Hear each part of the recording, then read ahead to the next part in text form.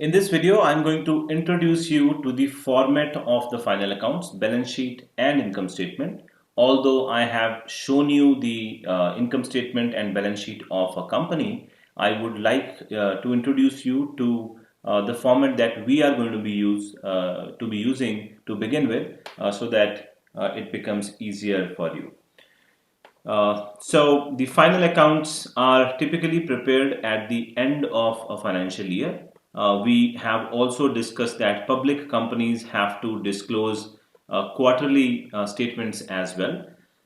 The income statement helps us identify the profit or loss during the year by matching the incomes to the expenses. If you want to look at the incomes, expenses, and profit, you refer to this statement. The other statement, which is balance sheet, helps us ascertain the financial position of the business. When we say financial position, we are referring to the accounting equation, assets equal to liabilities.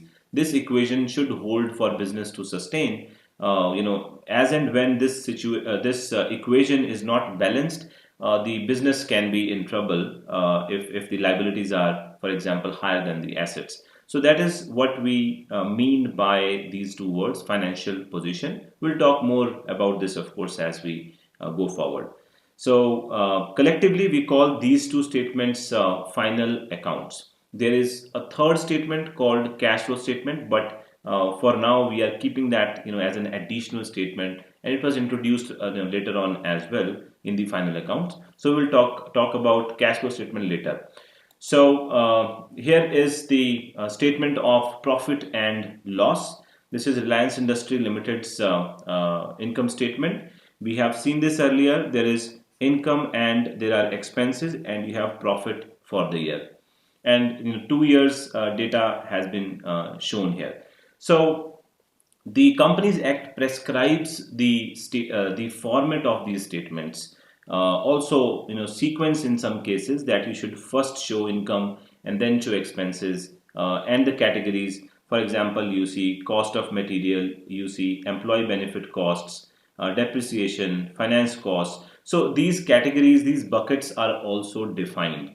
Most of the companies are going to follow this format, all the public companies for sure. And there can be small changes here and there in the nitty-gritties, in the details, which is allowed.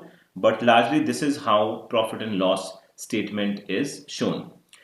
Now, the reason we are looking at this again is that the way we are going to prepare the statement is going to be slightly different to start with, because right now we will learn to prepare this statement in such a way that it also helps us in converting the data into information. The next step, which is data analysis of the final accounts. So here is the format that we are going to be using. This is a familiar format. This is called account format. You have a debit side to this account and a credit side to this account.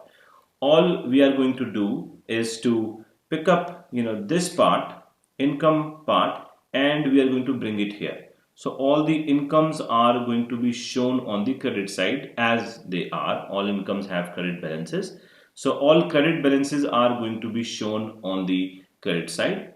On the other hand, all these expenses, we are going to pick this side and bring it to the debit side, because all expenses have debit balances.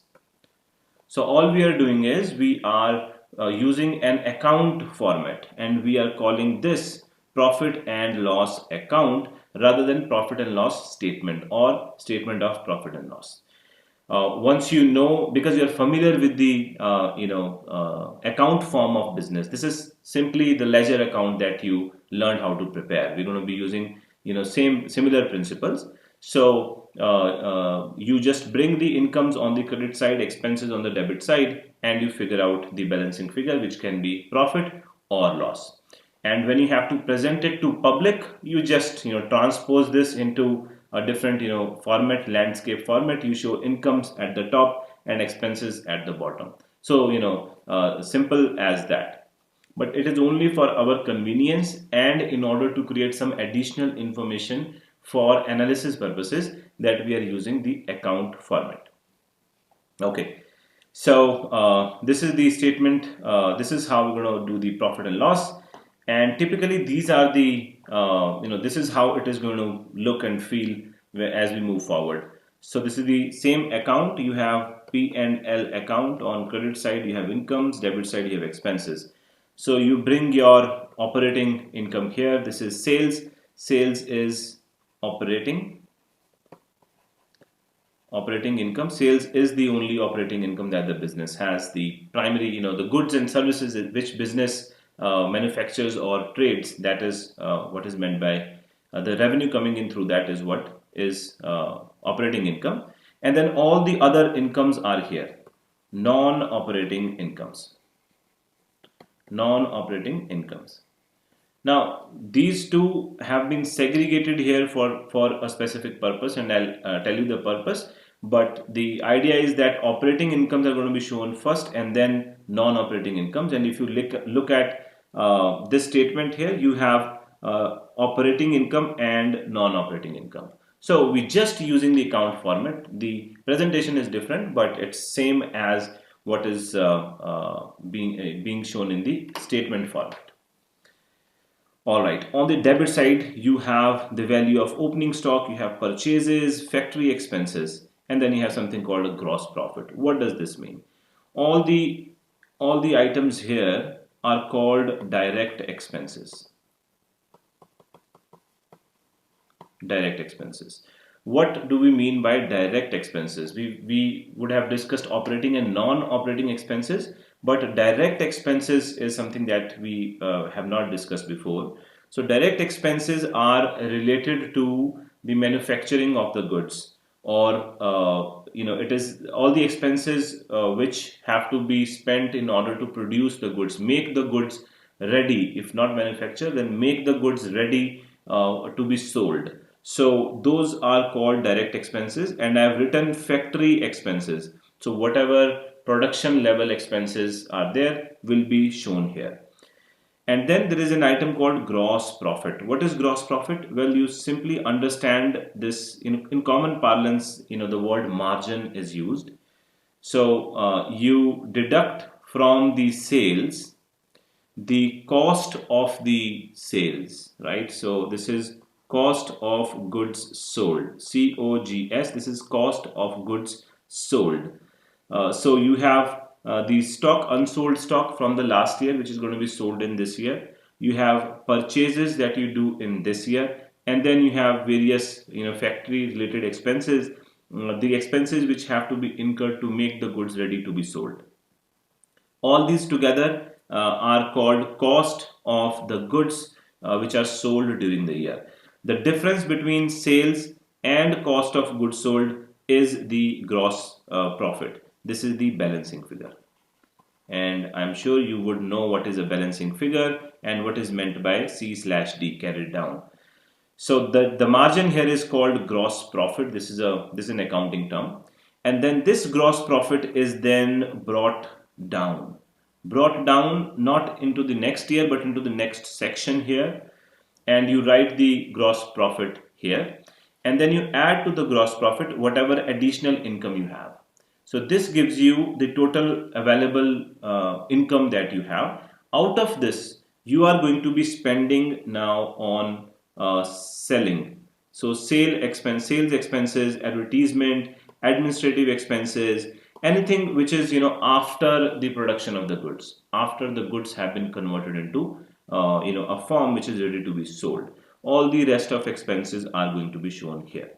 And the difference between now this section, the total income, gross profit plus the other income, and the expenses, and these expenses are going to be called indirect expenses now.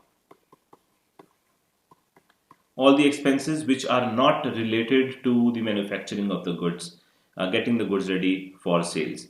This will include, sales staff salaries, selling expenses, administrative, finance costs, taxes, and everything else. And finally, you have a net profit which you show here. So to summarize, we are converting this statement into an account form. We take operating income and we take direct expenses. We figure out the gross profit. Then gross profit is added to all the rest of incomes to find out the income available to take care of the indirect expenses, and then you figure out your net profit here.